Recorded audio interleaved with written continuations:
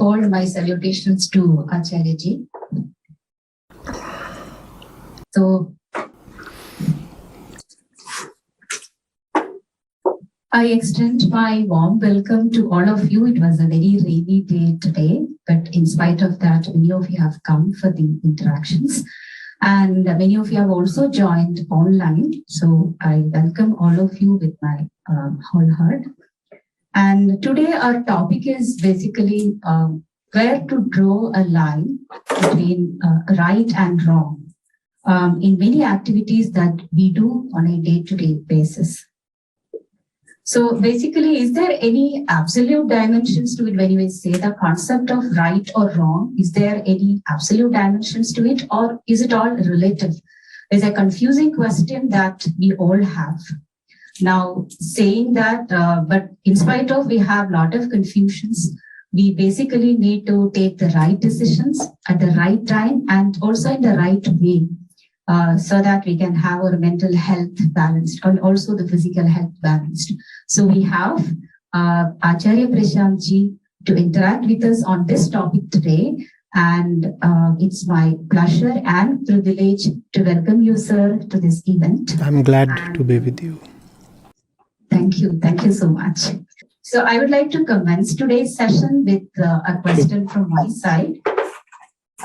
So my basically first question is about spreading the concept of veganism. So I have heard from many religious discourses that cruelty and compassion originate from the same source and they are inseparable. So my first question is that true? And what is your input on No, not at all. Not at all. You see, there are certain things that are not of the mind. They are not actually things at all, but for want of a better word, let's just call them things. So obviously, cruelty is of the mind. And then what we usually call as care and concern in our layman language, that too is of the mind. But compassion is a different animal altogether. Suits when we are talking of veganism to call compassion as a different animal in a different dimension. So the opposite of cruelty is not compassion. The opposite of cruelty is often either attachment or possessiveness or taking care of those who are related to you by way of self-interest. So that's the domain of duality. So yes, it is true that the mind wanders about in duality, and then there is hope and there is hopelessness, and then there is friendship, and then there is enmity. So all these are aspects of duality. But compassion does not sit anywhere in the dualistic framework. Compassion is when one can transcend the usual center of the mind. Let me elaborate, please.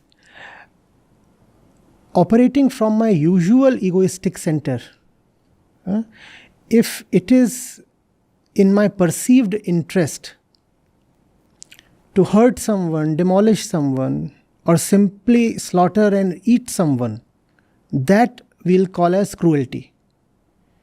Now the act is of butchery and debauchery, and it appears very violent. The violence is very obvious. But it's not the act that we must focus on, but the actor. The actor is the ego. The actor is the ego.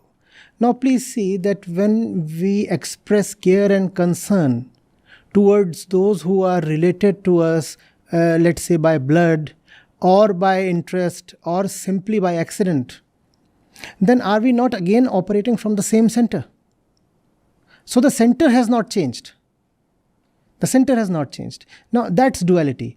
Just as when you have a simple pendulum oscillating, the extremes that it swipes, they change, but the center does not change.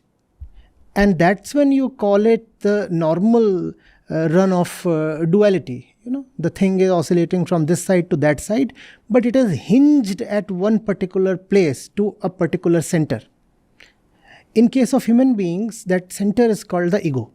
So operating from my ego, I like to take care of this one, and operating from the same egoistic center, I want to hurt the other one. And often I want to hurt the other one just so that I can take care of someone else. Like a butcher slaughtering animals so that he can take care of his family. That's duality. He's the same person when he's slaughtering, and he's exactly the same person when he takes the proceeds of the slaughter and hands it over to his family, to his son, daughter, or wife, or somebody. These two acts appear very, very dramatically different. Slaughtering an animal versus, let's say, caressing a baby. How different do they look? But let's please see that they come from the same center. And had it not been for the purpose of taking care of that baby, the fellow would probably not have needed to slaughter the animal. So these two things are linked. And that's why two aspects of duality are said to be as inseparable as two faces of a coin. But compassion is altogether different. Compassion is when you are not operating from ego at all. Compassion is not about the ego wearing a pleasant face. Compassion is about transcending your limited self-interest. So cruelty and compassion in no way are two sides of the same coin. So when we say that, we actually pull down compassion to the level of cruelty. And when we do that, obviously we have a vested self-interest. We want to prove that the compassionate ones are actually no different than the cruel ones. And in that way, the cruel ones want to save their skin. They want to say, it's a thing of my choice, I'm being cruel. Another moment, another situation, I exhibit compassion. Similarly, you are being compassionate in this particular case. At some other point, you too will become cruel. So there is really no difference between the two of us. So this is, you see, just a very silly kind of tactic that people use to justify their cruelty. Compassion is what makes us human. The usual center of self-interest, which we are calling as the ego, is something that we find among animals as well. Animals too team up. Animals too display friendliness. But only towards those who would be of some tangible use to them. This was, thank you very much, sir. This was actually an enlightening session.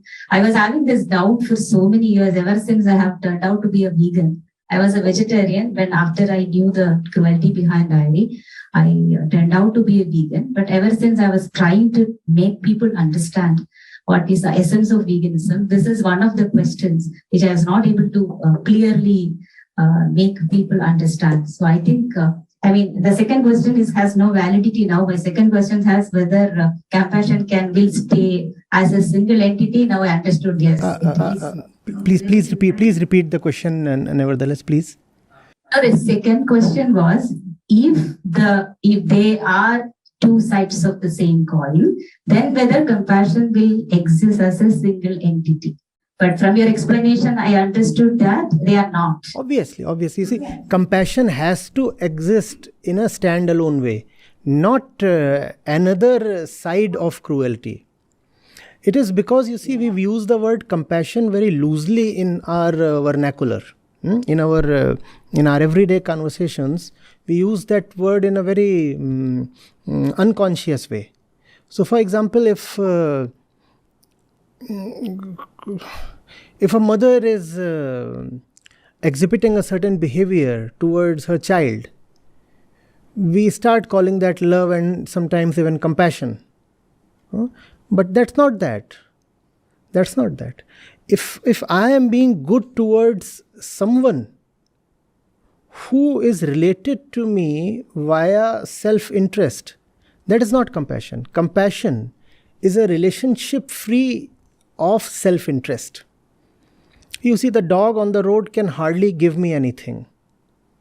In fact, there is a danger if I go close to it, it might turn upon me, bark or even bite. But still, if I want to do something nice to it, that probably comes close to compassion. Taking care of the ones who are related to you by way of a reciprocal arrangement can hardly be called as compassion. I do good to you, and in the bargain you will do good to me. That's not compassion. Taking care of people who belong to your own sect or community or ideology, that too again cannot be called as compassion. Or taking care of people because that would fetch you fame or something, recognition, that again cannot be called as compassion. Wherever self-interest is involved, compassion is ruled out. And self-interest is seen both in cruelty and in the normal kind of care and concern. None of these belong to the same plane as compassion. Yeah. Thank you. Thank you. Thank you so much.